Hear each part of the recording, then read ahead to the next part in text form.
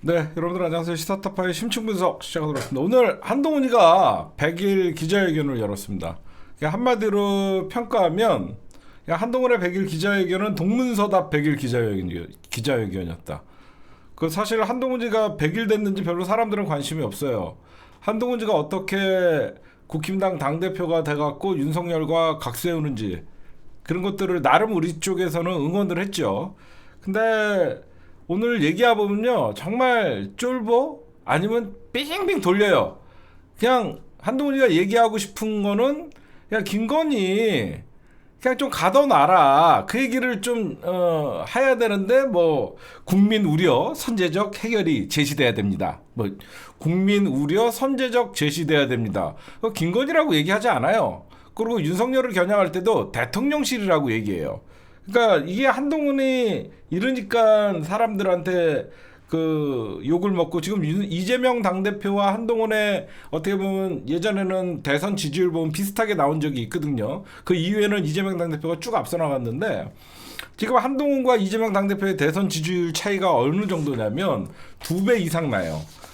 지금 한동훈과 이재명 당대표의 대선 지지율 차이가 무려 이재명 45%, 한동훈 18.6. 그 정도로 차이가 벌어졌어요. 그만큼 한동훈이가 계속 이제 당대표고 한동훈이는 대통령이 되기 위해서 나왔잖아요. 지금 정치를 시작했잖아요. 그럼 한동훈의 목표는 뭐예요? 윤석열 때문에 자기가 대권 후보에서 점점점 밀려난다는 생각을 하고 있기 때문에 한동훈은 마음은 급한 것이죠.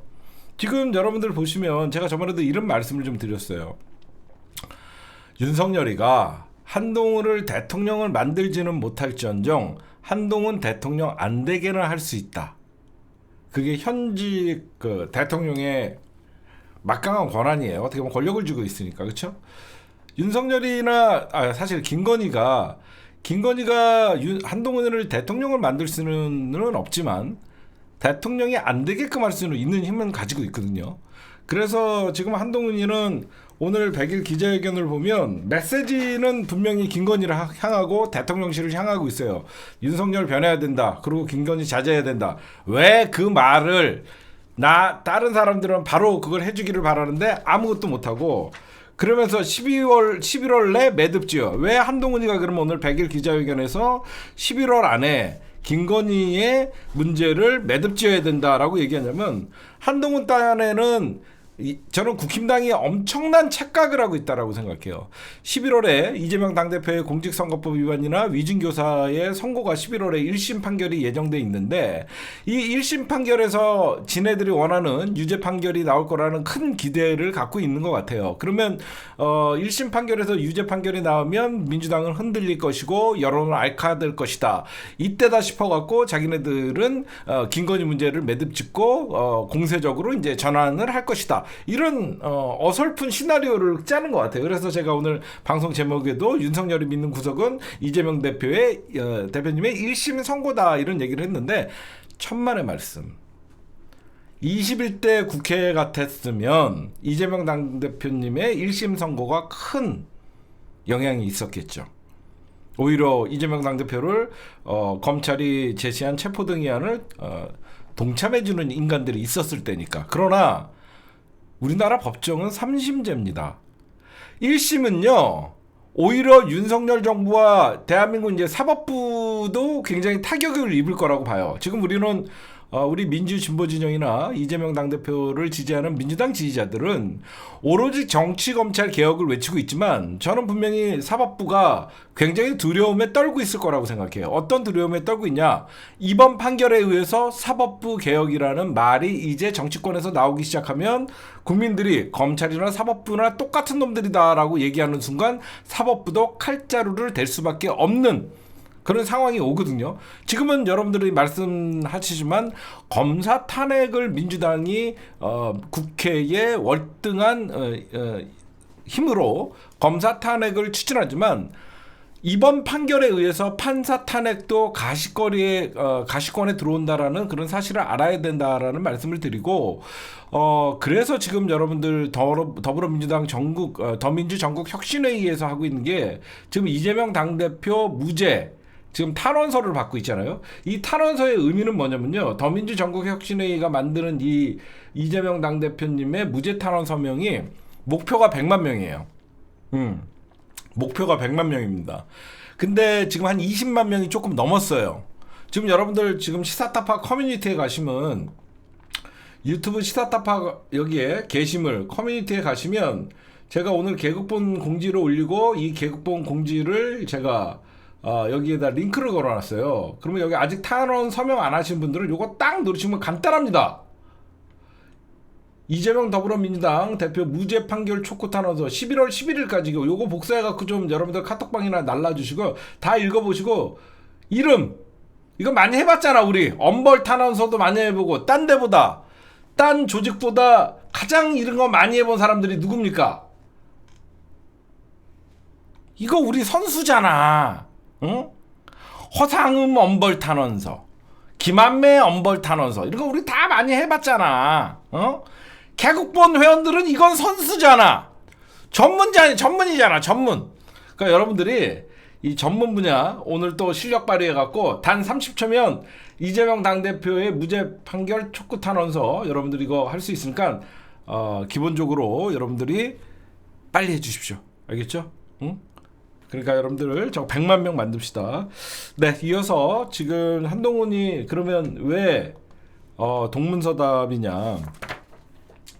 기자들이 오늘 이런 질문을 합니다. 한동훈 대표에게. 한동훈은 계속 특감을 얘기해요. 특감, 특별감찰관. 특별감찰관 문제를 한동훈은 얘기하니까 기자들이 그러면 특검은 민주당이 여러분들 11월 14일인가요? 김건희 특검법을 발의한답니다. 김건희 특검법을 민주당이 이제 세 번째 김건희 특검법을 이번에는 명태균 사건까지 해갖고 김건희 총선 공천 개입까지 포함시켜갖고 11월 14일 날 민주당이 김건희 특검을 세 번째로 그 발의를 한다는데 그렇게 되면 이제 그 민주당 그러니까 국힘당이 어떻게 할 것이냐. 그럼 한동훈 대표는 특검에 대한 스탠스가 어떻게 되냐 이런 기자들이 질문을 할 겁니까? 할 거 아닙니까? 한동훈은 그거에 대해서 답하지 않아요. 그냥 끝내 답변 회피합니다. 그래놓고 한다는 소리가 특별감찰관이 과감한 해결책이래요. 제가 이 바보라고 동문서답의 1인자고 바보라고 얘기하는 게 한동훈이가 국힘당 당대표 나오면서 과감하게 어떤 국민의 목소리를 전달하겠다. 그 다음에 변화와 쇄신을 하겠다. 아무것도 못했거든요. 근데 끝내 여러분들 생각해 보세요.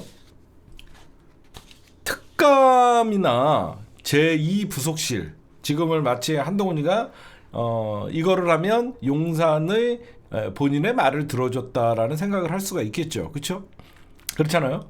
근데 제2부속실과 특별감찰관의 특징이 뭡니까? 앞으로의 일이잖아. 그치? 앞으로의 일이야. 응? 우리가 지금 요구하는 게 앞으로 김건희 나대지 못하게 해달라가 아니잖아.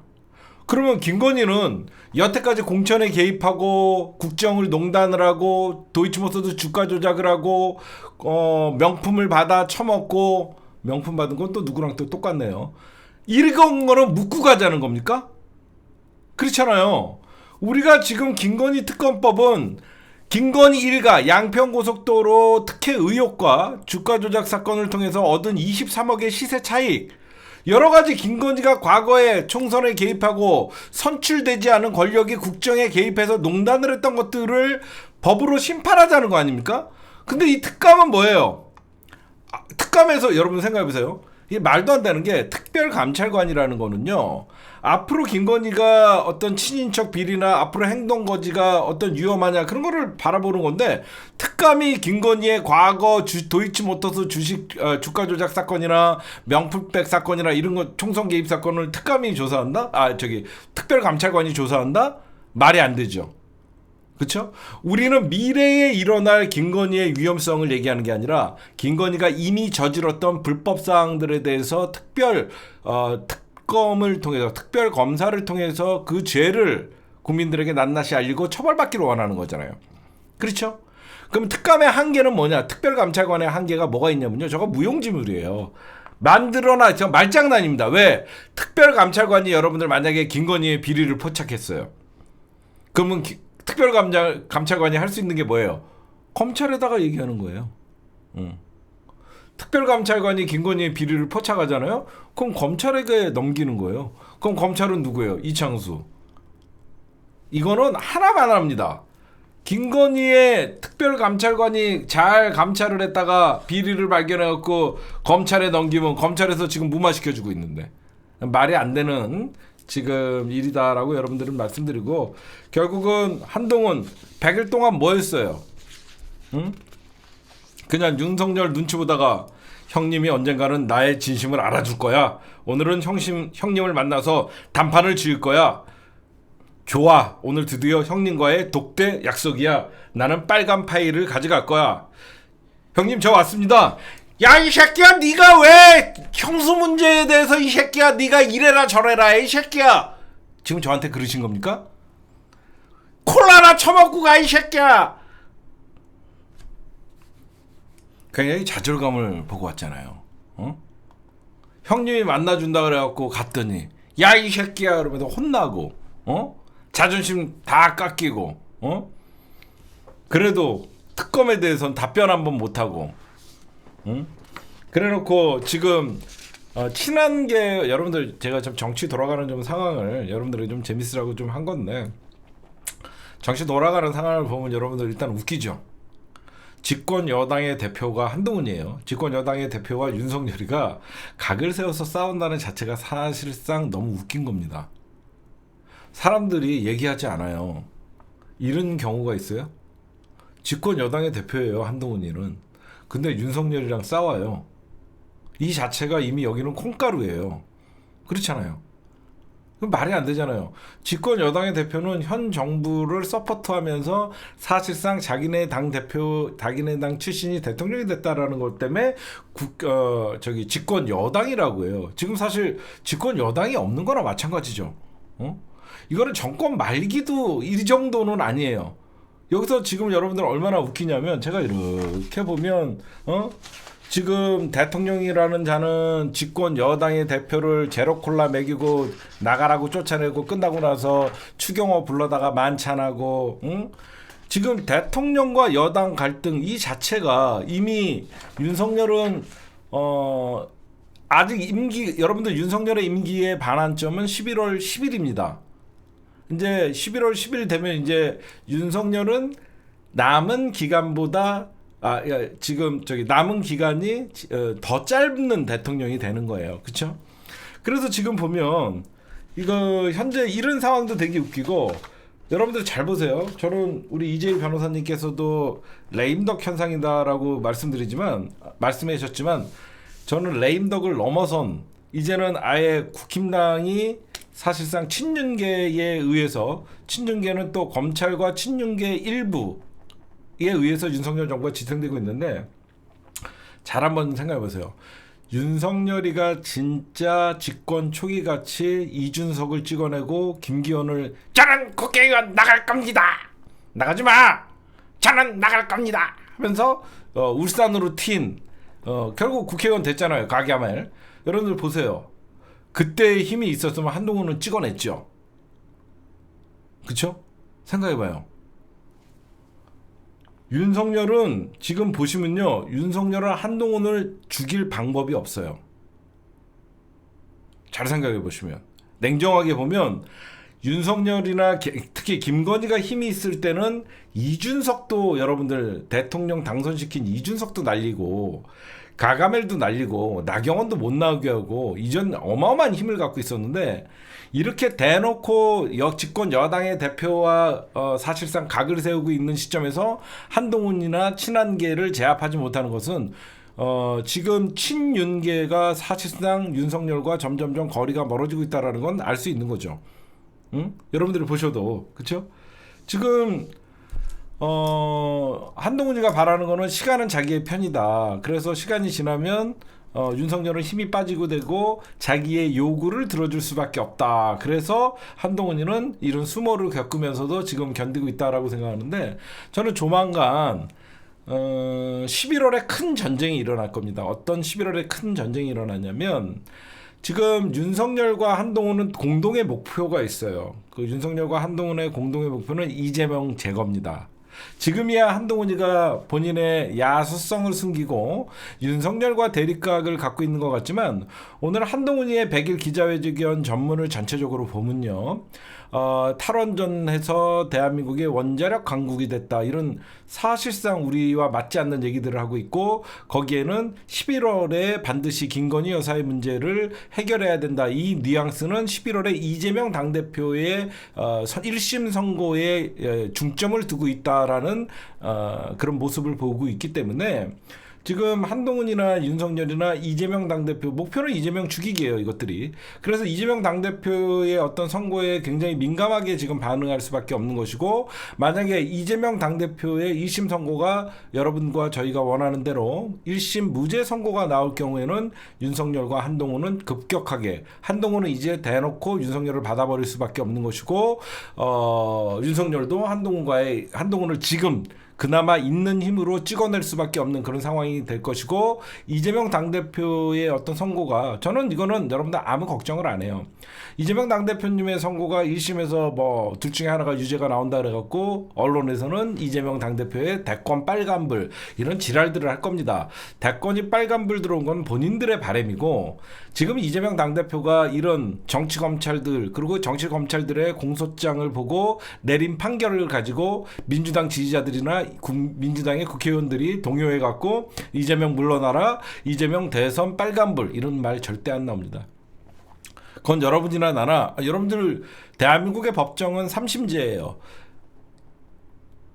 3심까지 가려면 다음 대선 이후에나 마지막 최종 3심이 벌어질 겁니다. 그래서 지금 얘네들은 지금 결국은 한동훈이나 친한계가 얘기하는 게 이번에 어떤 재보궐 지방선거에서 금정구청장 선거와 강화도 군수 선거 있잖아요. 강화도 군수 선거. 이 선거를 그러니까 한동훈이가 굉장히 비열하게 이기면 지 탓.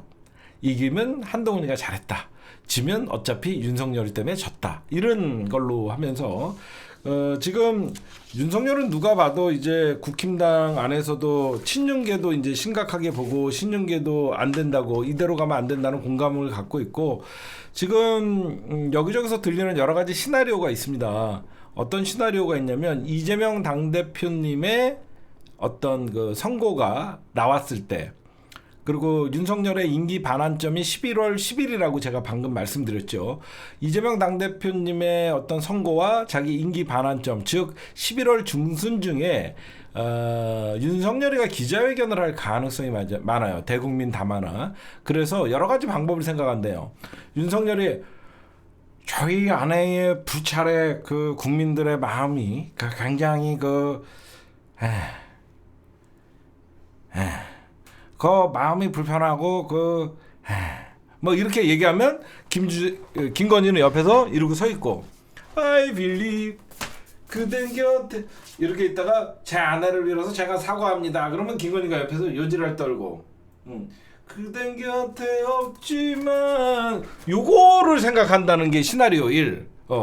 사과는 윤석열이가 하고 옆에서 또 이러고 고개 숙이고 말은 안 하고 아가리를 하면 오빠 그 가래 끓는 목소리 오빠 이거 나올까봐 말은 안 하고 요거를 고개를 숙여서 사과한다는 제가 저희 와이프에 대해서 제가 철저하게 관리를 못한 건 제 책임입니다. 이렇게 하면서 윤석열이가 사과하면 김건희도 옆에서 요지를 떨고 그렇게 넘어간다는 시나리오 하나. 그 다음에 윤석열이가 대국민 담화를 통해서 어떤 제2부속실을 설치하고 특감, 특별감찰관 이런 거는 어떻게 될지 모르지만 제2부속실을 설치해서 봉사활동 위주로 저희 아내가 다시 한번 국민들에게 고개를 숙여 요지랄 하면서 김건희의 서면 사과. 제가 대선 전에는 논문 표절 학력 위조로 저희 오빠에게 아니 저희 아저씨에게 아니 저희 등신 새끼한테 피해를 준 적이 있죠. 그래서 내조에만 전념한다고 했는데 막상 제가 그 얘기를 깜빡 잊고 권력을 잡아보니 잠시 마포대교도 가고 싶고 개도 끌고 편의점도 가고 싶고 여기저기 다니다가 제가 그만 깜빡 잊고 제가 대통령인 줄 착각했습니다. 뭐 이런 식으로 개사과 있잖아, 개사과. 그 편지를 쓴다는 얘기도 있고. 근데 이것도 해봐야 안 된다라고 하는 데서 뭔가는 하려고 하는데 그거는 11월 중순 이재명 당대표의 1심 선고나 국정 반환점인 그 시기에 한다는 얘기들이 있습니다. 그래서 오늘 전체적으로 얘기하는 거는 한동훈이가 이런 얘기를 해요. 모든 걸 다 김건희 문제 처리하라야. 그리고 대통령실 쇄신하라야. 근데 그거를 막 돌려요. 윤석열 쇄신하라인데 그걸 대통령실로 바꾸고 김건희 문제, 특검 문제나 이런 것들을 김건희 빨리 잡아 넣어야 된다. 묶어놔야 된다를 뭐 특별감찰관 설치를 해야 된다. 그 다음에 뭐 폭풍이 다가와 지금 문제를 해결하지 않으면 다음은 없다. 본인이 없는 거죠. 근데 저는 오늘 한동훈의 100일 동문서답을 보면서 수도권에서 사랑받지 못하면 정권을 잃는다. 이 말은 뭐냐면 친한계를 결집시키는. 왜냐면 수도권에서는 대부분 민주당이 다 당선이 됐잖아요. 그러다 보니까 한동훈 입장에서는 다 원외 위원장들이 수도권에 대거 있기 때문에 가장 한동훈이가 지금 믿을 수 있는 게 원외 조직 그룹이라서 지금 한동훈이가 그것도 설치하자고 하잖아. 지역구 부활도 지금 민주당에게 얘기를 하고 있기 때문에 지금 오늘 보면 한동훈이가 우리는 친윤계나 한동훈이를 찍어내려고 하지만 여러 가지 정치적 상황이나 힘 빠진 윤석열은 한동훈 찍어낼 힘이 없어졌구나라는 걸 느낄 수 있었고, 한동훈이는 지금 뭐 고립이냐 아니면 친윤계와의 전면전이냐 일거에서 지금 특별감찰관 문제로 지금 부딪히고 있는 것 같지만 사실상 한동훈이는 가장 걱정하는 거는 국민의힘과 윤석열 정부가 같이 지지율이 빠지는 거에 대한 두려움이 있는 것 같아요. 제가 보면 그냥 아무것도 없어요. 오늘 그냥 쟤는 윤석열 아직도 김건희한테 나 좀 잘 봐달라 그런 거밖에 안 보여요. 다시 한번 강조하지만 우리가 여러분들 특별감찰관 설치해달라고 했습니까? 제2부속실 설치해달라고 그랬어요. 제2부속실을 설치하면 공식적으로 이제 김건희가 활동을 할 수 있는 것이고, 우리가 특별감찰관 설치해달라고 한 적 없죠. 한동훈이는 이러니까 얘는 정치 초짜 소리를 듣고 한동훈이는 정치인의 자격이 없다라고 얘기하는 거예요. 지금 대한민국의 국민들, 김건희 특검을 바라는 국민들이 70%가 넘고 윤석열 부정평가에서 가장 많은 수치가 나오는 게 김건희 씨의 문제예요. 당연히 김건희가 여태까지 어떤 잘못을 했는지 웬만한 사람들은 다 알고 있습니다. 김건희의 최근에 드러난 선거 개입, 총선 개입, 그 다음에 공천 개입, 이런 것들을 다 보면 종합적으로 얘기하면 국정농단이 되겠죠. 김건희는 딱 거 없어요. 특검에서 단죄하고, 그리고 그 특검에서 나온 결과로 김건희는 법에 심판을 받으면 되는 거예요. 우리가 김건희 언제부터 국민의 혈세를 투입해갖고 잘 보좌를 하라 그러면서 제2부속실 설치하라 그런 적 없잖아요. 그렇죠? 그러니까 오늘 저는 한동훈이 그럴 줄 알았지만 이런 것도 너무 뻔했다 이렇게 말씀을 드리고, 그 다음에 어제 우리가 제가 이거 허은하냐 전병헌이냐 그랬더니 허은하가 자기가 받았다. 김건희 씨의 전화를 받았는데 저는 사람들이 그걸 지적을 못 하더라고요. 7월 달에 이 7월 달이면 어떤 시기였냐면, 지금 누가 봐도 전화를 받았지만 만나진 않았다라고 하면 잠깐만, 이게 7월 24일 이게 뭐냐면, 왜 7월 달에 제가 지금 좀 봤어요. 왜 그러면 김건희가 허은하한테 7월 달에 왜 전화를 했을까? 7월 23일 날 국힘당 전당대회였어요. 그때 1심 논란이 있을 때야. 지금 보니까. 그치? 7월 23일이 국힘당의 전당대회였고, 그때 한동훈이가 1심 논란이 있을 때, 자기는 명품백 사과하려고 했는데, 한동훈이가 씹었다. 이거를, 그러니까 개혁신당이나 이쪽에서도 공격을 하니까, 그때 허은하한테 전화하는데, 그냥 허은하한테 왜 전화를 했나 했더니, 허은하가 아크로비스타 살아요. 허은하도 아크로비스타 살고 이러다 보니까 말이 통행할 줄 알았나 봐요. 근데 여러분들 여태까지 제가 김건희 전문가, 한동훈 전문가, 윤석열 전문가라고 얘기한 게 딱 맞습니다. 한동훈이 싫은 거야. 그래서 이 허은하 씨의 말에 들으면 한동훈에게 언짢아 하고 있다. 제가 예전에 이런 얘기를 했잖아요. 동훈 씨, 이거는 우리끼리 처리해. 그러니까 한동훈이는 대한민국의 권력자가 누구인지 알아요. 그렇죠? 한동훈이 그래서 김건희가 한동훈이한테 동지라는 표현을 쓰잖아. 그 문자에 보면. 근데 한동훈이가 결국은 법무부 장관 할 때 자기 사건을 종결시키지 않은 거에 대한 가장 큰 불만이 있었던 것 같아요. 제가 보면. 그치? 언짢아했다. 김건희가 언짢아 할 일이 뭐가 있어요? 자기 법무부 장관 시켜갖고 검찰 이용해갖고 자기 수사 종결 처리하려고 그랬는데 한동훈이가 그걸 안 하니까 거기서 이제 열 받았던 거죠. 제가 보면. 거기서부터 이제 시작돼갖고, 근데 이 사건에 진짜 허은하와 김건희가 통화했다. 이거에 여러분들 가장 핵심은 뭘까요? 여러분들이 볼 때. 여러분들이 보실 때 허은하와 김건희가 통화를 했다. 이게 공개가 됐어요. 여러분들이 볼 때 이거의 핵심은 뭐야? 여러분들의 핵심. 김건희는 아무도 제재할 수 없다. 김건희는 아무한테도 제재받지 않는다. 김건희가요, 이 7월 달만 해도 문자 메시지가 공개가 되고 여기저기서 김건희 의혹이 드러나고 있는데 마음대로 야당 대표한테 전화해갖고 1시간씩 하는 거잖아. 응? 생각해봐요. 어떻게 진짜 내조만 하고 조심하면 함부로 어디 전화를 하거나 그러면 은하씨 잘 있었어? 제가 못 가봐서 미안해.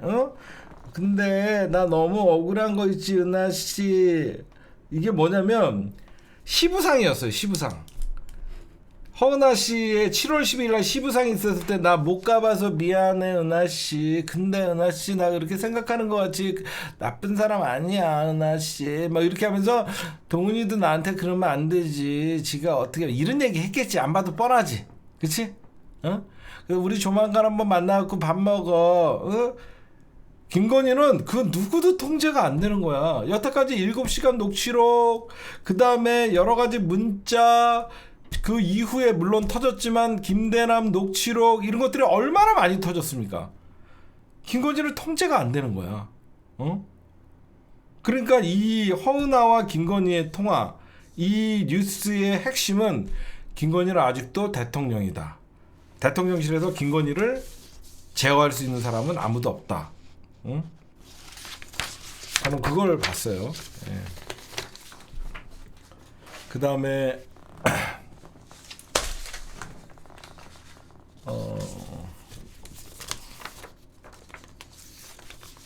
요거 하고 넘어가도록 할게요. 지금 드디어 여러분들 제가 저번에 이런 얘기 했잖아요. 명태균 씨가 하나하나 막 까고 있고, 오늘 3번부터 할게요. 3번 이어서 명태균이 검찰 수사보다 특검이 낫다고 한 이유는 무엇일까? 오늘 그 생각을 좀 했어요. 명품은 내가 오늘 집 장을 열고 나는 명품이 몇 개 있나라고 한번 뒤져보면서 머릿속에는 돈진구 명품 있고, 얼마나 좋아했겠냐 스님, 우리 집안 식구들이 다 명품을 입으니까 너무 멋지지 않습니까?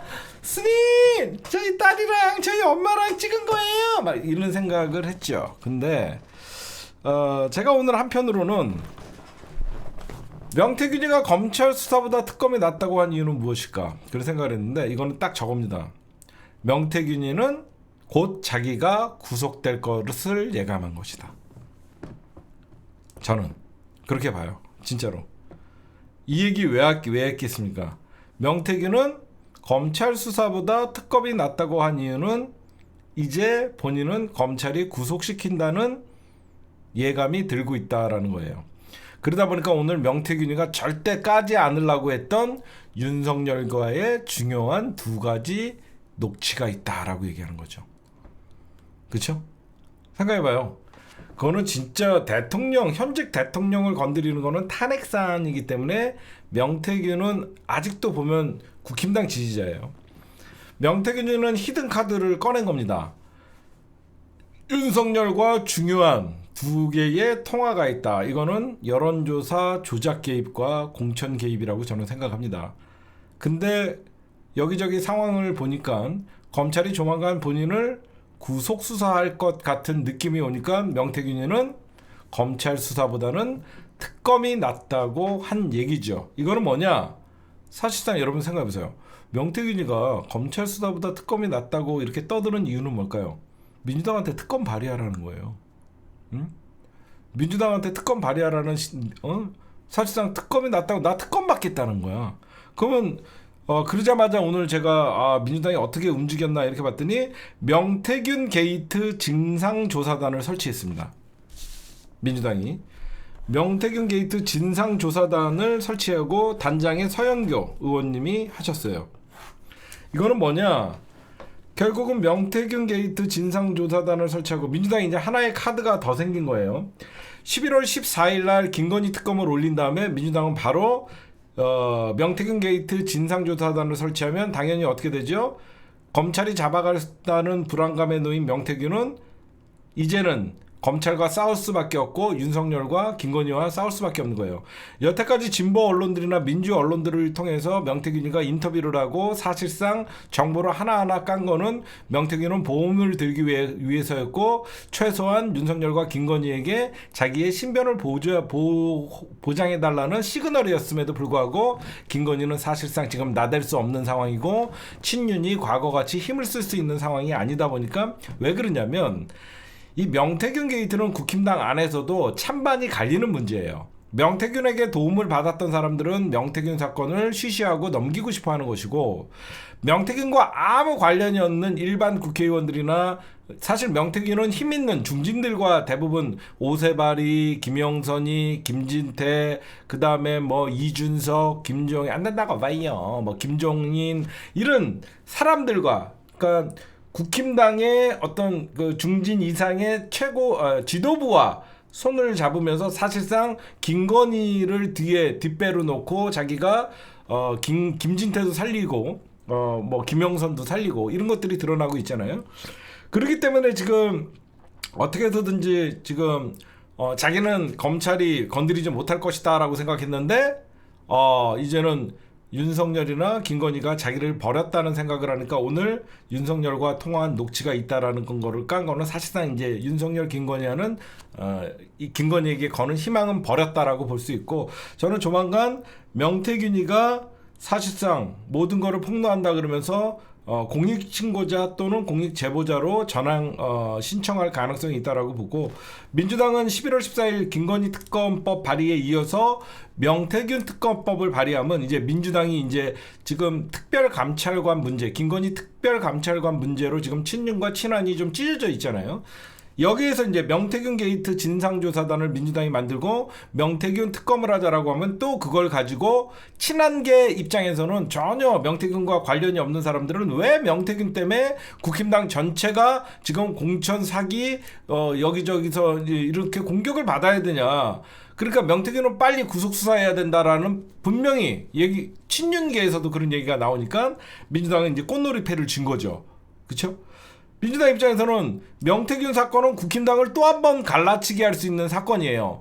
명태균한테 도움을 받은 김진태나 그 명태균 사건에서 지금 드러나고 있는 게 강원도 도지사 선거에 명태균이가 개입해서 사실상 김진태가 컷오프된 것을 경선을 붙이면서 황상무가 그 당시에 강원도지사로 낙점이 됐었는데 김진태가 명태균을 이용해서 김건희의 마음을 돌려놔서 김건희가 아저씨 선생님 거기는 경선하기로 했으니까 그렇게 전해줘요. 그러니까 진태 아저씨 꼴드백이 싫어. 우리 아저씨가 그때 검찰총장 인사청문회 할 때 김진태 눈깔 봤어요?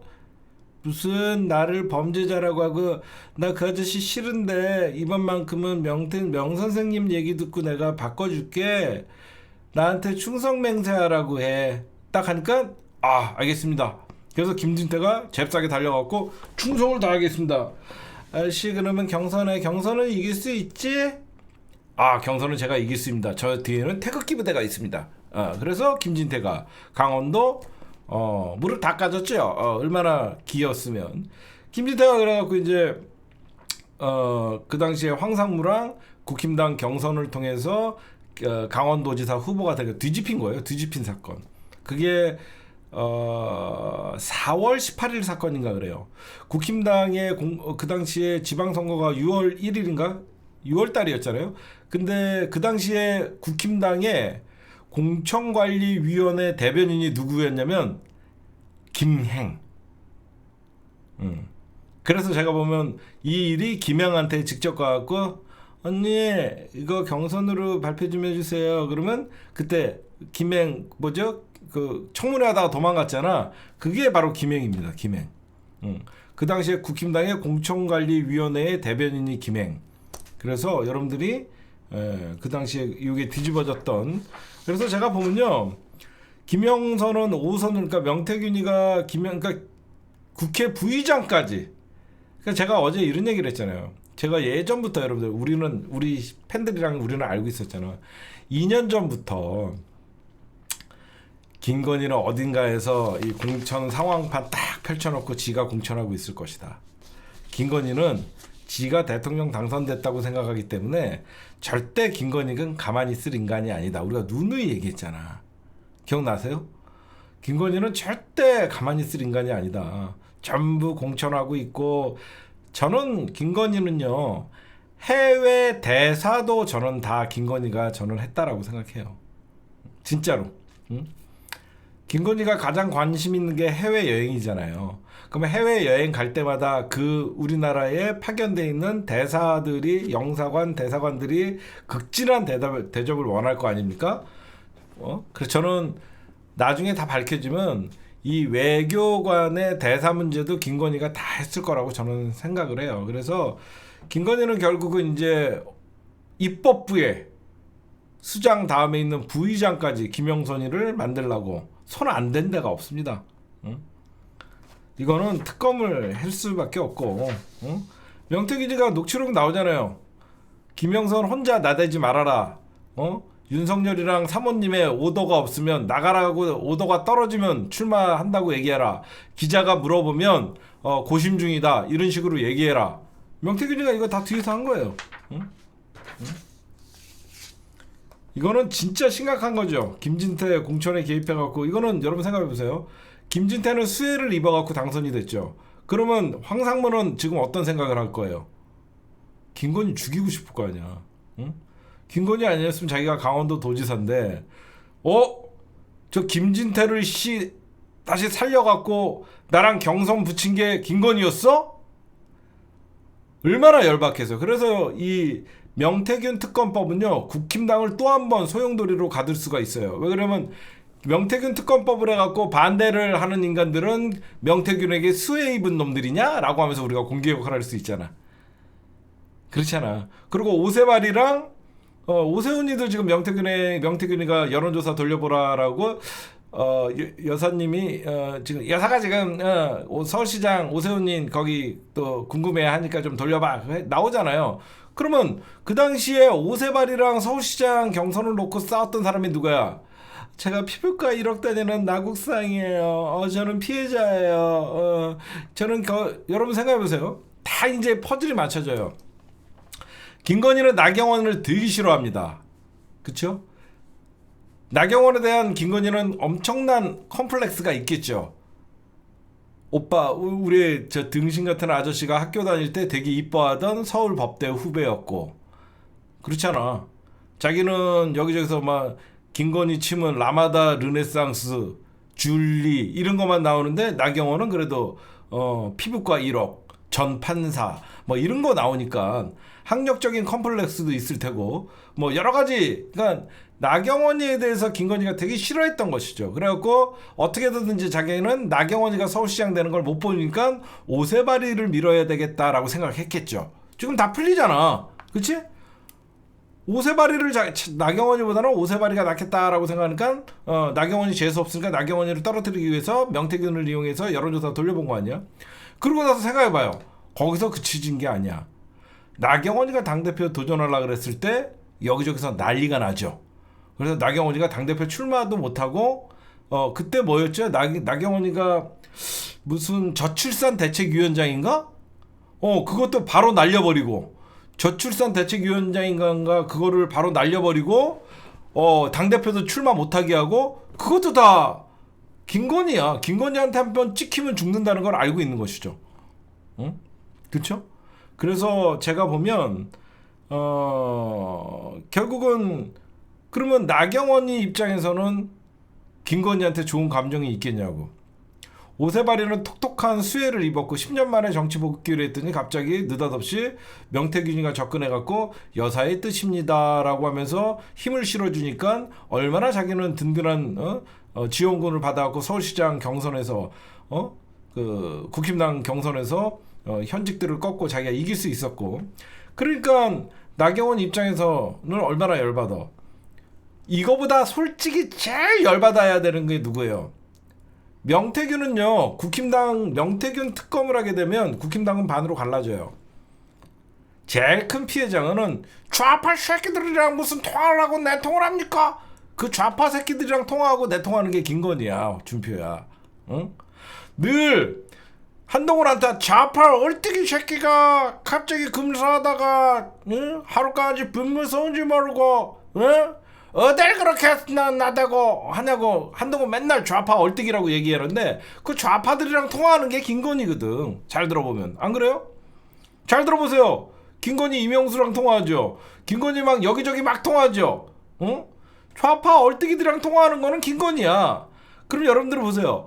가장 명태균, 김건희에 의해서 피해본 사람은 홍준표예요.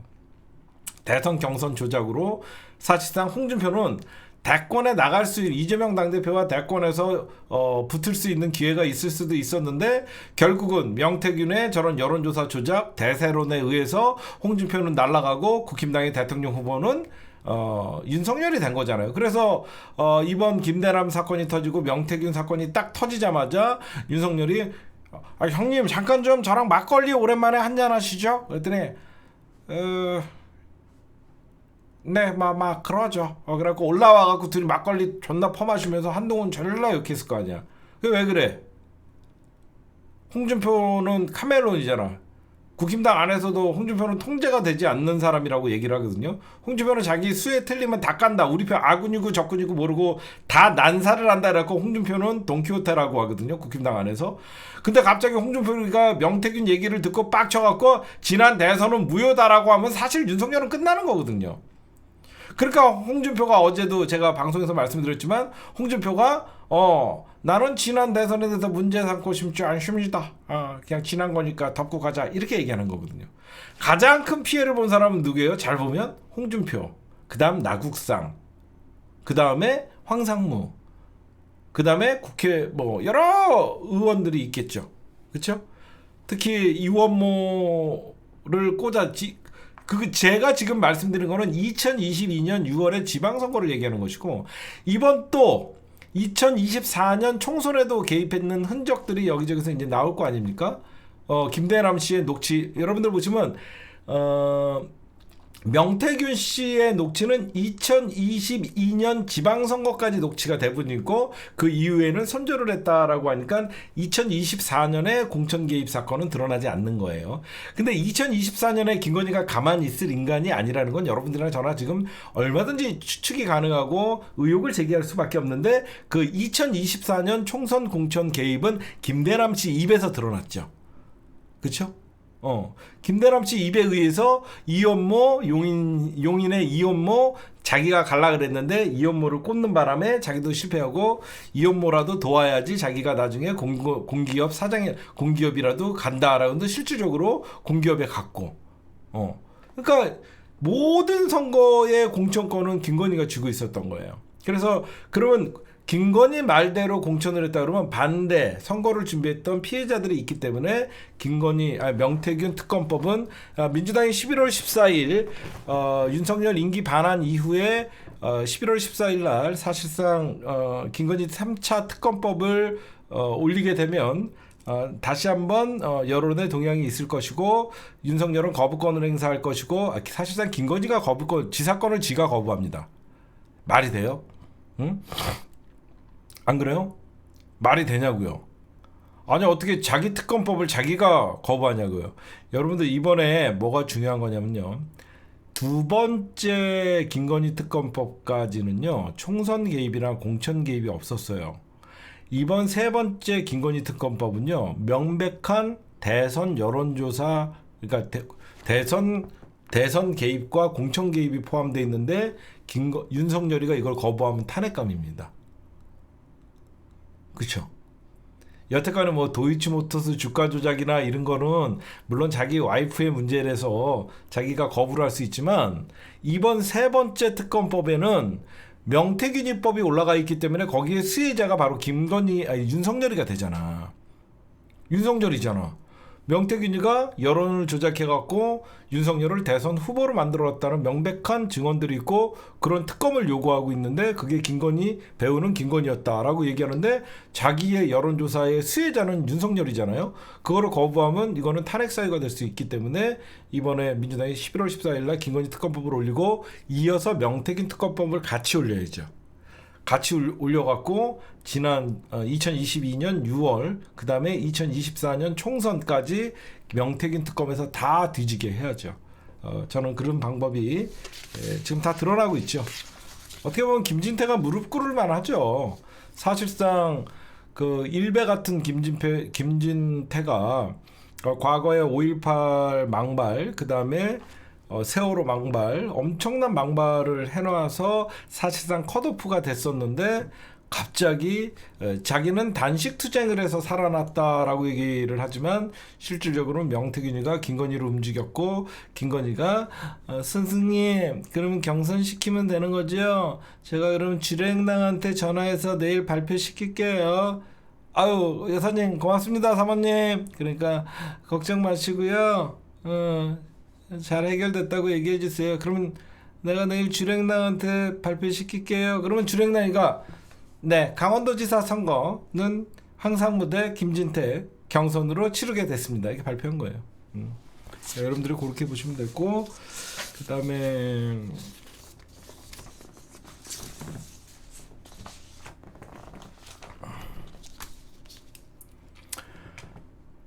오늘의 주요 뉴스. 네, 여러분들 지금 용산이 꼼수를 쓰고 있어요. 어떤 꼼수를 쓰냐면 참관단이라는 표현을 씁니다. 참관단. 우크라이나에 북한의 분석팀, 북한군이 파병됐으니까 저것들이 어떤 전술을 가지고 어떤 무기를 가지고 분석팀을 보낸다는 거야. 그렇죠? 그러면 이게 잘못 들으면 이게 분석팀 갈 수도 이렇게 생각하는데 이게 뭐냐면 사실상 파병하는 겁니다. 왜 파병이냐면 꼼수예요. 우리나라 헌법 제60조 2항에 오늘 공부 많이 했어요.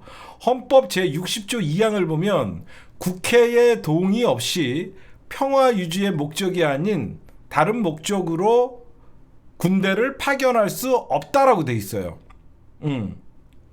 근데 이 모니터링에는 국정원 그 다음에 우리나라 특수부대들이 포함이 돼 있을 거라고 저는 보죠. 그렇잖아요? 특수한 임무를 가지고 분석을 하려고 하는 특수부대들이 가는 거죠. 근데 얘네들이 2009년도 8월에 이명박 정부 때 뭘 바꿔놓냐면 국방부 장관이 부대 차원이 아닌 개인 차원일 경우에는 국방부 장관의 훈시령으로 보낼 수 있다라고 바꿔놨어요. 이 새끼들이 바꿔놨어요. 이명박 정부 때 부대 단위가 아닌 개인별로 어떤 파병하는 거는 가능하게끔 해놓은 거예요. 근데 이게 왜 문제가 되냐면 당연히 한 명이라도 단 한 명이라도 해외에 우리나라의 군인이나 장병을 보낼 경우엔 파견이잖아요. 파병이잖아요. 그렇기 때문에 이게는 위헌 소지가 있다라고 해서 이거는 문제가 있어서 이거는 무조건 민주당이 이깁니다. 이거는 국회의 파병 동의안을 피하려는 꼼수예요. 누가 봐도.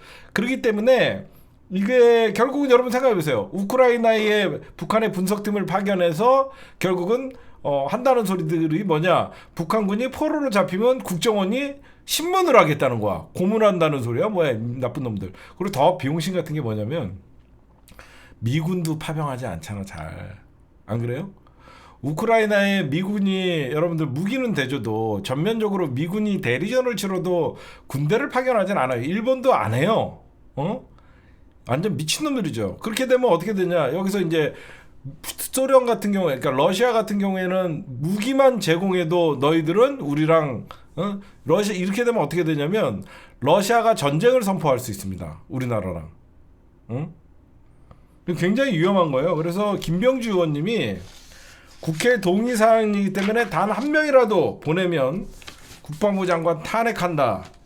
바로 탄핵한다라고 얘기했기 때문에 이거는 지금 위헌 논란에도 국회 동의 없이 우크라이나 파병을 한다고 그 꼼수가 숨어 있는 거예요. 이게 자꾸 참관단 뭐 이렇게 거짓말을 하는데 이거는 명백한 파병이고 이거는 굉장히 문제가 있는 거라서 민주당이 이거는 발빠르게 모니터링 말은 웃기죠. 전쟁은 무슨 모니터링 합니까? 우리가 왜 갑니까 거기에? 이거는 꼼수예요. 이거 위험천만한 것이고 괜히 러시아의 전쟁, 러시아 우크라이나의 전쟁에 우리나라가 휘말릴 수 있다. 단 한 명도 국회의 동의 없이는 못 간다. 그렇게 이거는 여러분들이 아마 뉴스를 통해서 아셨을 것 같고 지금 여러분들에게 제가 이제 국제 문제를 좀 분석을 해드릴 건데 지금 미국이 어떤 입장이냐면 미국이 지금 중국을 압박하고 있습니다. 그게 무슨 말이냐면 미국이 계속 중국을 압박하고 있어요. 북한 파병 철수시켜달라. 왜 그러냐면 이 기회에 중국에게 이런 요청을 함으로써 대중국 제재를 풀어줄 것 같이 지금 미국이 러시아와 북한과 러시아와의 사실상 군사 동맹이 급속하게 이루어지면서 결국은 북한이 여러분들 러시아의 우크라이나 전쟁에 파병을 한 이유는 뭐죠?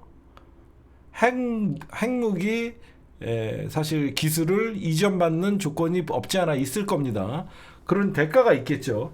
그래서 군사 밀착도가 군사 동맹이 가시화가 되고 급속하게 이루어져서 북한도 뭔가 노림수가 있기 때문에 사실상 러시아에게 밀착을 한 건데 그런 어떤 미국의 판단은 중국만이 북한을 압박을 해서 철군시킬 수 있다라는 오판을 하고 있어요. 근데 중국은 절대 북한에게 우크라이나 전쟁에서 철군하라고 얘기 못합니다. 왜 못하냐? 먼저 중국 외교의 핵심이 뭐냐면 중국 외교의 원칙이 뭐냐면 내정 불간섭이에요. 내정 불간섭.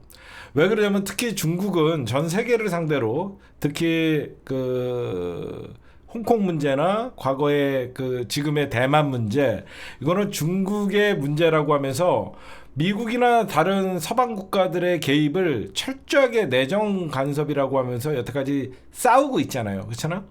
근데 러시아에 북한이 군대를 파견한 걸 가지고 북한에게 중국이 철수하라 그러면 여태까지 자기네들이 지켜왔던 외교 노선의 원칙이 무너지는 거죠. 외교 노선의 원칙이 무너질 수밖에 없잖아. 자기네들은 여태까지 지켜왔던 그런 철군해달라라고 하면 내정 불간섭을 고소했는데 그거는 말이 안 되니까.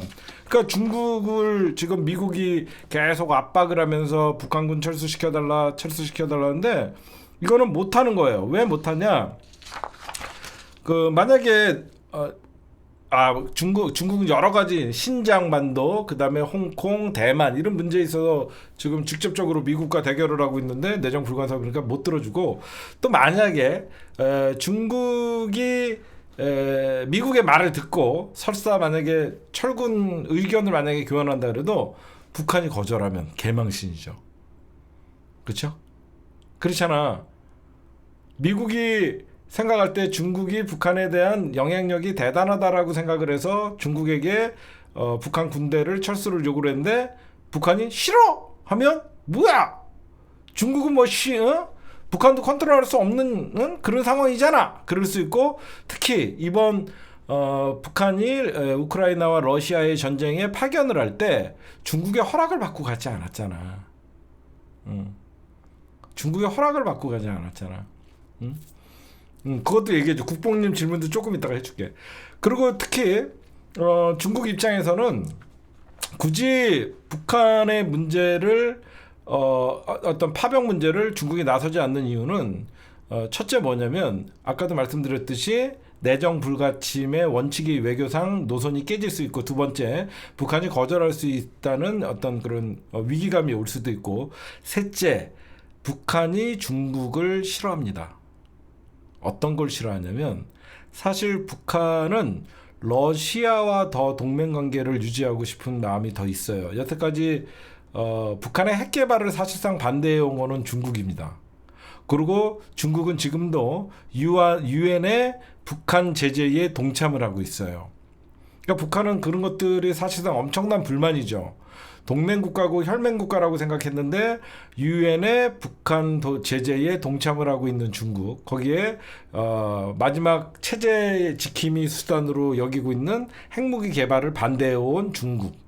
그러다 보니까 오히려 북한의 입장에서는 중국보다는 러시아와 이참에 손을 잡는 게 낫다라는 생각을 하고, 그리고 중국이 그러면 못하는 걸 알면서 왜 미국은 중국에게 이런 요구를 할까?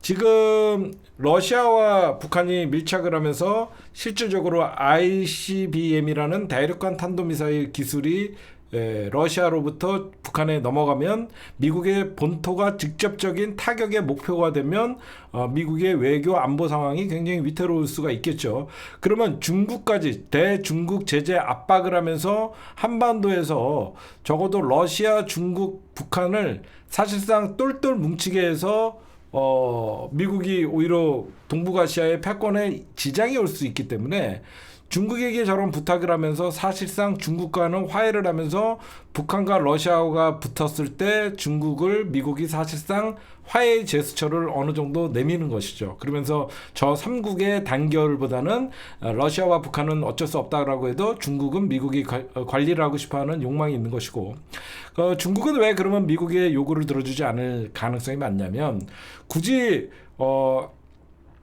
지금 현재 상황에서는 중국은 러시아와의 관계를 굉장히 중요시합니다. 중국은 러시아와의 관계를 굉장히 중요시하는데 지금 러시아의 관계를 중요시하는데 굳이 중국이 러시아를 불편하게 할 이유도 없고, 그렇죠? 중국이 미국의 압박이 강화되면 강화될수록 중국과 러시아가 군사적으로 밀착을 하면 미국을 오히려 압박하게 할 수 있는 것이고, 중국의 남중국해 어떤 진출이나 어떤 미국과의 패권 전쟁에 있어서도 러시아를 자기네 편으로 끌어들이는 게 아무래도 유리하다고 생각할 수 있고, 그 다음에 그 두 번째 중국이 저 러시아와 우크라이나의 전쟁에 그 북한 철수 문제 미국의 요구에 굳이 응할 필요가 없는 게, 이렇게 되면 여태까지 미국은 중국의 제재와 압박에 올인을 했었는데 지금은 중국의 제재와 압박보다는 러시아와 북한의 압박 제재를 사실상 중국 제재가 분산이 되는 거죠. 미국이 여태까지 러시아와 북한이 밀착하지 않았을 때는 대중국 견제 패권 전쟁에 올인을 했었는데 지금 이렇게 저쪽에서 전쟁이 발생하다 보니까 오히려 중국에게 손을 내밀 수밖에 없는, 제재보다는 화해 제스처로 하니까 중국이 급할 게 없는 것이죠. 그러다 보니까 중국은 굳이 들어줄 필요 없고, 중국과 러시아의 또 관계에 있어서 러시아는 전쟁을 치르고 있기 때문에 중국과 러시아와 중국의 어떤 사회주의 국가에서의 우위를 또 중국이 점령할 수 있고, 그렇게 현재 나오는 것이고, 북한은 중국이 만약에 철수하라고 어떤 외교적 압박을 가해도 절대 김정은은 철수하지 않습니다. 왜 그러냐면 만약에 중국 말에 의해서, 중국의 요구에 의해서 북한이 철군을 하게 될 경우에는 북한은 중국의 속국이 돼버리는 거죠. 그렇죠? 북한은 중국의 속국을 자인하는 꼴이 돼버리니까 국제사회에. 그러다 보니까 이제 오히려 중국의 압박이 이번에 중국의 압박에 의해서 철군을 하게 되면 계속 미국이 중국을 이용해서 압박을 할 가능성이 크니까 오히려 이번 기회에 오히려 중국과는 대등한 외교 관계를 설립을 하려 그러고 러시아와 더 군사 동맹을 이끌어 나가는 그런 작전을 펼치는 거예요. 그러나 중국은 절대 움직일 일이 없습니다. 네, 오늘의 그 외교 국제 문제였고요. 네, 지금 용산이요. 윤석열 씨나 김건희 씨가 국힘당 친윤계 안에서도 이제 11월 10일이면 윤석열의 국정 반환점, 이제 반 이상을 지나는 국정 반환점을 돈다라고 하면서 이번에 여러 가지 얘기가 나왔었어요. 뭐 국무총리, 말뚝총리 한덕수가 바뀔 수가 있다. 그리고 최장수 장관, 뭐 이상민, 그리고 뭐 국방부 여러 가지 뭐 바뀔 수 있다라는 썰이 들었고, 그러면서 한동훈이가 어떤 대통령실의 쇄신과 내각의 어떤 쇄신을 요구하는 목소리도 있었고 그래갖고 이번에 아마 국정 임기 반환점을 돌면서 여러 가지 쇄신의 얘기가 나왔었는데 저는 다르게 봐요. 안 할 겁니다. 얘 안 들어요. 얘 안 할 겁니다. 왜 그러냐면 용산은 지금 사실상 절벽에 갇혀 있기 때문에 지금 버티기로 갈 거예요. 무슨 버티기로 가냐? 이재명 당대표의 사건까지 버티기로 갈 겁니다. 이재명 당대표의 11월 공직선거법 위반이랑 위증교사 혐의가 판단이 나올 때까지 버틸 확률이 많아요. 그래서 만약에 위증교사 혐의나 공직선거법 위반이 1심에서 유죄가 나오면 그걸로 아마 공세적 자세를 취해서 친윤이 친한과 친명, 그러니까 민주당과 한동훈을 동시에 칠 가능성이 많아요. 지금 제가 볼 때는 그렇죠? 그래서 지금 근데 쟤네들은 정말 정치를 모르고 못한다고 생각하는 게 이재명 당대표님의 사법 리스크는 누가 만들어낸 얘기죠? 검찰이 만들어낸 얘기예요. 이재명 당대표님의 사법 리스크는 검찰이 만들어낸 이재명 미래의 대권 후보를 죽이기 위한 프로젝트였을 뿐이에요. 거기에 가장 발벗고 나섰던 게 한동훈이고요. 그러면서 모든 게 자기네들이 그 유창호 판사인가요? 그 판사에 의해서 기각이 되면서 이재명 당대표가 사실상 민주당을 개혁할 수 있었고 지금의 시몬스, 저는 시몬스 정당이라고 생각해요. 민주당은 시몬스예요.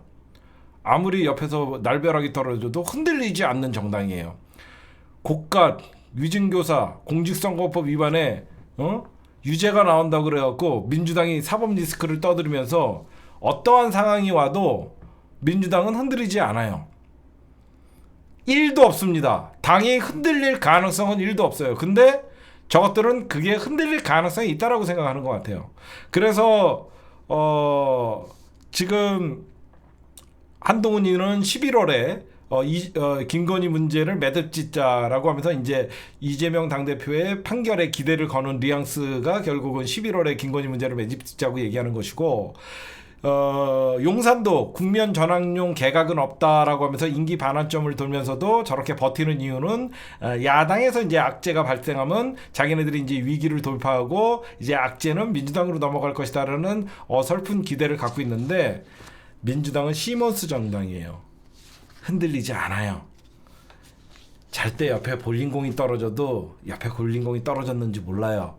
검사들의 조작이라고 생각합니다. 지금 검찰 정권 정치 탄압, 이거는 이재명 당대표가 오히려 탄압을 받고, 지금 왜 그러냐면요, 윤석열 정부는 이제 국민들에게 신임을 잃었죠. 부정평가가 70%가 넘어가는 윤석열이가 검찰을 이용해서 야당의 당대표를 죽인다는 이미지가 강하지, 어떠한 판결이 나오거나 1심에서 어떠한 결과가 나오더라도 이재명은 죄가 있어서 1심에서 재판에 나쁘게 판결이 나왔다고 생각하지 않아요. 윤석열 검찰이 결국은 자기네 국면 전환용으로 이재명을 희생양으로 만들려고 한다는 그런 국민들이 지금 대부분 그렇게 생각을 하는 거예요. 그렇잖아요? 지금 신뢰도 없는 정부, 신뢰도 없는, 저는 검찰이 여러분들 진짜 큰 실수를 했다라고 생각하는 게 지금 이번 재판에도 물론 이번 재판은 1심의 선고이기 때문에 사법부에서 내리지만 지금 김건희 주가 조작 사건을 불기소 처리하고 명품색 사건을 불기소 처리함으로써 검찰이 만든 공소장을 옳다라고 생각하는 국민들이 몇이나 있겠냐는 거예요. 그렇지 않아요? 제 말 여러분들 공감하죠? 정치에 관심이 없는 사람들도 야이 저게 무슨 무혐의냐? 아유 공직자가 300만 원 백을 받았는데 에이 말도 안 돼. 에이 저것이 주식 조금만 하는 사람들도 다 저거 주가 조작이라고 생각하는데 에이 검찰은 그냥 윤석열과 한 몸이다 이런 생각을 해서 아무리 검찰이 이재명 당대표에게 공직선거법 위반으로 2년 3년을 구형을 하고 위증고사로 2년 3년을 구형을 해도 검찰이 정당한 기소를 했다라고 생각하는 사람은 아무도 없을 거예요. 그래서 지금 사법부도 아마 굉장히 딜레마에 있을 거라고 생각해요. 만약에 검찰의 저런 어설픈 공소장과 힘없는 윤석열과 정치검찰들이 여태까지 해온 저런 수사 과정을 분명히 판사들도 알면서 이번 판결을 만약에 이재명 위증교사나 이재명 당대표의 공직선거 위반을 유죄로 할 경우에는 결국은 그 칼날이 본인들한테 날라올 수밖에 없다는 건 누구보다도 알 거예요. 지금은 검사들이 정치 수사를 하고 검사들이 사기 조작 수사를 하면서 야당 대표 이재명은 단순한 야당 대표가 아닙니다. 대한민국 미래의 권력자예요. 2년 후에 대한민국 대통령이 될지 내년에 대통령이 될지 모르는 사람이에요. 사법부는 이재명 당대표 사건에 쉽게 판단할 수 없어요. 우리는 지금 신진우 판사가 1심에서 이화영 전 부지사에게 10년이라는 중형을 선고했기 때문에 매우 불안하고 이번에 그 판사가 또 이재명 당대표의 대북 송금 사건의 재판을 맡고 있어서 굉장히 불안한 마음이 있습니다. 하지만 대한민국의 검사들이 실질적으로 입법부에서 강한 민주당의 모습을 보면서 민주당이 판사들의 탄핵을 거침없이 하는 걸 보면서 다음은 판사 탄핵이라는 위기감이 찾아올 수 있는 거예요. 정치 검사만 있는 게 아니에요. 정치 판사도 분명히 존재하는 것이고 그런 정치 판사와 정치 검사가 나라를 이 지경으로 만들었고 나라를 헌법의 근간을 무너뜨렸고 사회 정의를 무너뜨렸다는 것은 다음 타겟은 사법부라는 것을 본인들이 인식할 거래요. 그렇죠? 그러다 보니까 제가 오늘 말씀드리는 게 그러기 위해서도 검찰은 여론의 눈치를 보지 않습니다. 늘 자기네들은 옳았고 자기네들이 수사권과 기소권을 모두 독점하고 있기 때문에 그 인간들은 여론의 눈치를 보지 않아요. 그러나 사법부는 다릅니다. 사법부들은 여론의 눈치를 볼 수밖에 없어요. 자칫해서 검사들의 이런 정치적인 수사가 우리에게 불똥이 튀어서 사법부 개혁을 요구하는 왜? 민주당이 막강한 의석을 갖고 있기 때문에 사법부의 개혁을 민주당이 맘만 먹으면 할 수 있단 말이에요. 민주당이 맘만 먹으면 사법부의 개혁을 일사천리하게 처리할 수 있다는 걸 알고 판사들도 탄핵할 수 있다라는 왜? 판사들은 굉장히 여러분들 소심합니다. 검사들은 자기네들 검사 동일체라고 하면서 깡패 기질 같은 사실상 그런 양아치 기질이 있을지 모르지만 판사들은 자기네들이 언론에 이름이 나오는 것조차도 싫어하는 판사들이 많아요. 그렇잖아요. 판사들은 검사들과 달라요.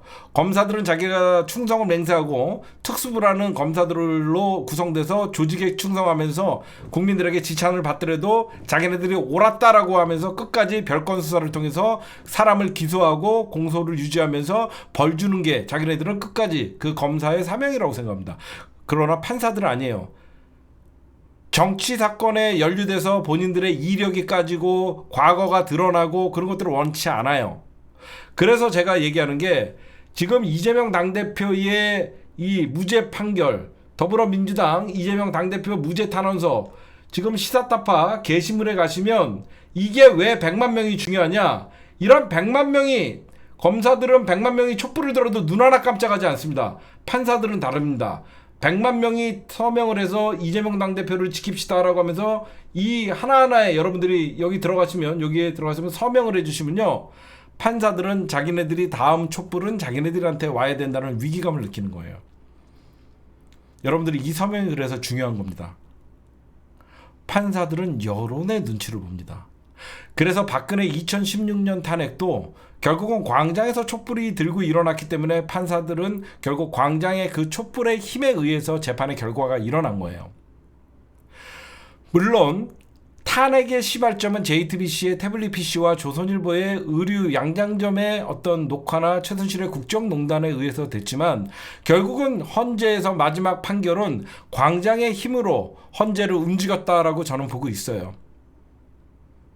그러니까 여러분들도 그냥 서명을 하는 게 아니라 저런 중요한 서명들은 귀찮아도 여러분들만 하지 마시고 여러분들 가족들 휴대폰을 가지고 가서 여러분들도 서명을 좀 해주시고 100만 명, 200만 명, 1000만 명이 서명을 하면 판사들은 대한민국 국민의 5분의 1과 싸워야 되는 그런 상황이 놓이는 거예요. 그러고 나서 여러분들 요 위기만 덮으면 사실상 민주당 위기설 하면서 지금 검찰과 언론인 조중동이 만들어내고 있는데 분명히 말씀드린다. 시몬스 정당이에요. 민주당의 위기는 없다. 민주당의 위기는 싸우지 않을 때 왔다. 제가 옛날부터 이런 얘기를 했죠. 제가 민주당 여러분들 제가 절규하는 쇼츠 같은 거 보세요. 민주당의 가장 위기는 싸우지 않았을 때 오는 겁니다. 민주당은 지금 검사들을 탄핵하고 김건희 특검을 올리고 민주당이 가장 잘 싸우니까 쟤네들은 방어밖에 못하는 겁니다. 민주당이 싸우지 않으니까 위기가 오는 거죠. 민주당은 지금 그 어느 때보다 가장 강력한 국회의 힘을 보여주고 있고 가장 강력하게 최혜병 특검, 김건희 특검 그리고 이어서 명태균 특검까지 민주당은 검사 탄핵까지 이어지면 누구보다도 잃을 게 없는 민주당 입장에서는 막장 정부, 윤석열 정부, 국민의 지지를 받지 못하는 정부와는 민주당은 싸울 때 그 빛이 나오는 것이고 그 싸울 때 민주당은 위기를 벗어나는 거예요. 그래서 저는 민주당은 위기는 11월 위기설은 조중동과 검찰이 만들어낸 얘기다. 그쵸? 여러분들 제 말 동의하지 않으세요? 민주당은 싸우지 않을 때 늘 지네끼리 당에서 싸웠지 민주당이 검찰과 싸우고 민주당이 국힘당과 싸우고 민주당이 윤석열과 싸울 때는 절대 위기가 없습니다. 왜? 지지자들이 대신 싸워주니까. 지지자들이 지지하는 정당은 민주당이에요. 지금 왜 민주당을 여러분들 지지하고 왜 이재명 당대표를 지지합니까? 민주당이 잘 싸우니까. 민주당이 법사위에서 잘하니까 정청래를 응원하고 이재명 당대표가 옳고 이재명 당대표가 억울하니까 이재명 당대표 무죄 탄원서를 우리가 요구하는 것이고 그렇지 않아요? 싸울 때 민주당은 빛나는 거예요. 그게 바로 야당이에요. 제가 옛날에 정말 문재인 정부 때도 민주당한테 그 수박들한테 뭐라고 그랬냐면 집권 야당이 되라고 했던 얘기 여러분들 기억하십니까? 민주당의 21대 국회의 위기는 집권 여당이라는 착각 속에서 정권을 뺏긴 거예요. 민주당이 대한민국 검찰이 문재인 대통령과 조국 장관을 공격할 때 본인들이 싸워야 된다라는 위기감을 딱 들었다 그러면 그 당시에 의석수로 검찰을 제압을 했어야 돼요. 민주당은 집권 여당이라는 역풍 타령하다가 결국은 윤석열에게 정권을 내줬고 결국은 싸우지 않았기 때문에 우리가 정권을 넘겨준 것이에요. 제가 그때 분명하게 여러분들 기억나시죠? 집권 야당이 돼야 된다. 민주당은 집권해도 야당이고 민주당은 권력을 뺏겨도 야당이다. 대한민국의 기울어진 운동장 해방 이후에 정치, 경제, 사회, 문화의 모든 대한민국의 기득권을 친일 반민족 세력들이 갖고 있기 때문에 민주당이 집권했을 때는 5년짜리 행정부 권력을 갖고 있는 것밖에 안 돼서 민주당은 집권에서 싸우는 야당의 집권 야당의 이 마음으로 싸워야 된다라고 제가 늘 강조했던 거예요. 만약에 이재명 당대표께서 대통령이 되셔도 똑같은 거예요. 집권 여당이 아니에요. 우리 민주진보는 단 한 번도 집권한 여당이 된 적이 없습니다. 우리는 집권하는 순간 대한민국 적폐 세력들로부터 공격 목표가 되는 거예요. 그래서 싸우지 않으면 지는 거예요. 그래서 노무현 정부의 어떻게 보면 절반의 성공은 우리가 김대중 노무현 정부라는 민주정부 10년을 거치면서 우리가 이제는 옳았다라는 착각에 이제는 민주주의가 정착됐다는 착각에 저들을 개잡듯이 잡아야 되는 거예요. 저들은 빈틈만 남은 언제든지 민주진보를 갈라치고 언제든지 민주진영을 파괴하고 역사를 퇴보시키고 민주주의를 후퇴시킬 수 있는 강력한 힘을 갖고 있어요. 그게 바로 정치 검찰의 힘과 정치 언론들의 기성 언론 엘리트주의자들, 검찰 엘리트주의자들이 다 저쪽 편이고 가장 대한민국의 그 언론과 검찰을 조종하는 바로 대한민국의 재벌이라는 큰 돈줄이 있는 겁니다. 그렇죠? 그래서 제가 늘 이런 얘기를 해요. 권력을 잡았을 때 권력을 제대로, 진보가 권력을 잡았을 때 피바람이 분다라는 교훈을 남겨야만 알아서 기는, 왜 우리가 정권을 잡으면 늘 물어뜯기 하는 조중동이 되고 알아서 이명박근혜가 권력을 잡으면 알아서 기는 조중동이 될까? 쟤네들은 진보가 권력을 잡았을 때 민주적인 절차에 의해서 자기네들을 건드리지 못한다고 생각하는 거예요. 아닙니다. 대통령이라는 권력, 민주주의를 근간을 흔들지 않는 선에서 쓸 수 있는 모든 권력을 동원해서 대한민국은 작사를 한번 내놔야지, 진보가 권력을 잡았을 때 무섭다는 걸 보여줘야지 저들은 다시는 덤비지 않습니다. 한번 혼나봐야 무서운 걸 알으면 다음에 민주 진보가 권력을 잡았을 때도 알아서 기고 알아서 빨아를 주는 거예요. 응? 만만하게 보이니까 무너뜨리려고 하는 겁니다. 무서워봐요. 오히려 아부 떨죠. 그래서 제가 다음 대선엔 제가 출마하겠습니다.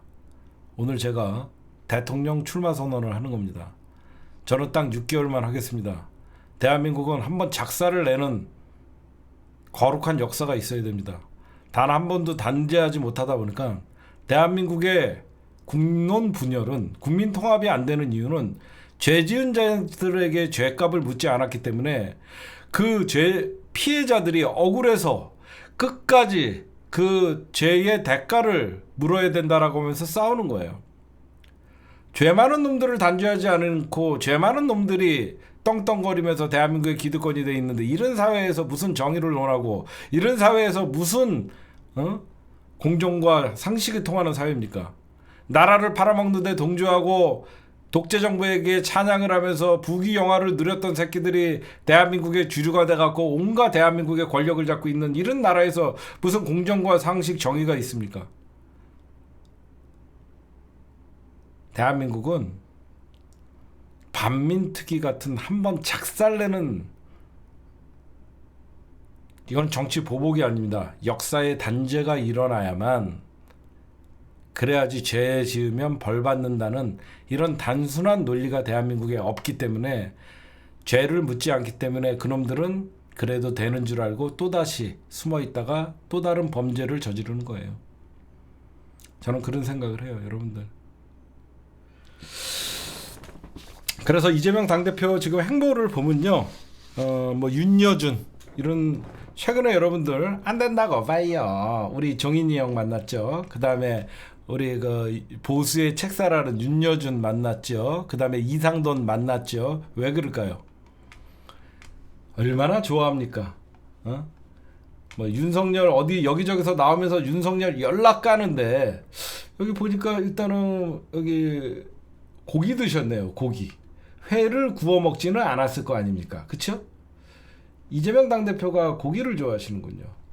아마 이 자리는 이재명 당대표께서 윤여준 선생님이 뭘 좋아하시나 분명히 배려심이 많으신 분이라서 윤여준 선생님은 고기를 좋아합니다라고 해서 고깃집을 예약하신 것 같아요. 그래서 지금 어떻게 보면 보수의 책사, 그 다음에 보수의 책사들, 김종인 안 된다고 봐, 윤석열은 끝났다고 봐요. 김건희 문제를 해결하지 않고는 명태균이나 이런 사기꾼들과는 안 된다고 봐요. 그러다가 이제 윤여준이라는 보수의 책사를 만나고 이상돈 만나고, 이거 뭐냐면 외연 확장이죠.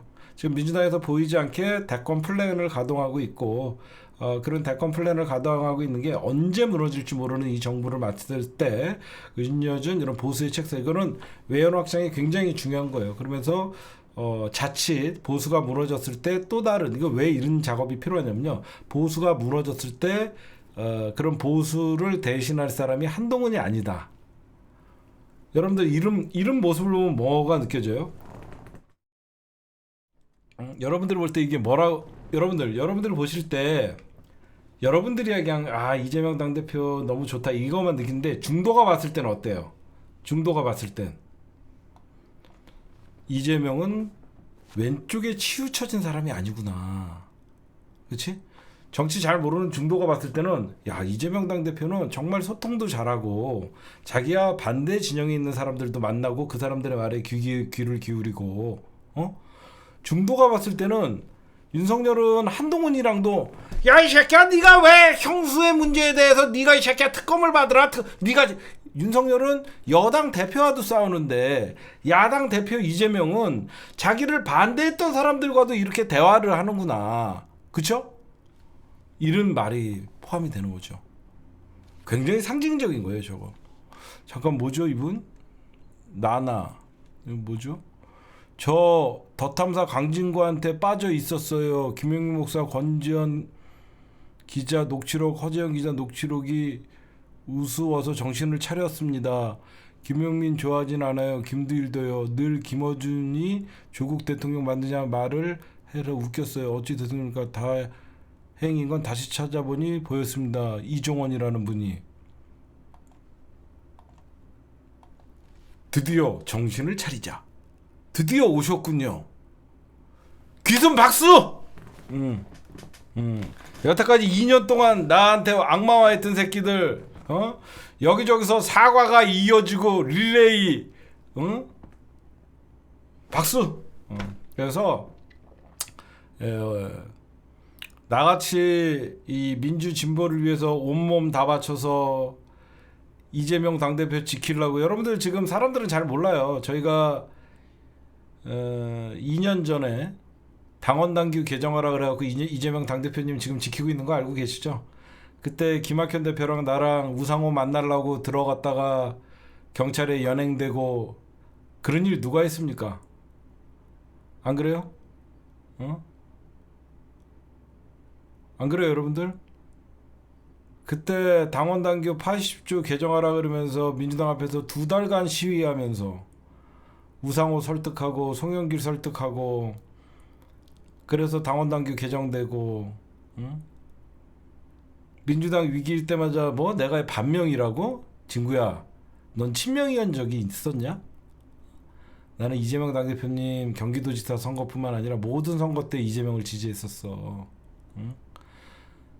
이재명 당대표님 위기 때 내가 지금 또 재판받는 것 중에 하나가 이재명 당대표님 체포동의안 그때 김학현 대표님이랑 나랑 열받아갖고 그때 우리 시민들이랑 같이 국회로 갑시다 했다가 그것 때문에 재판받고 니들은 입으로만 이재명 지킨다고 하지만 나는 행동으로 보여줬어.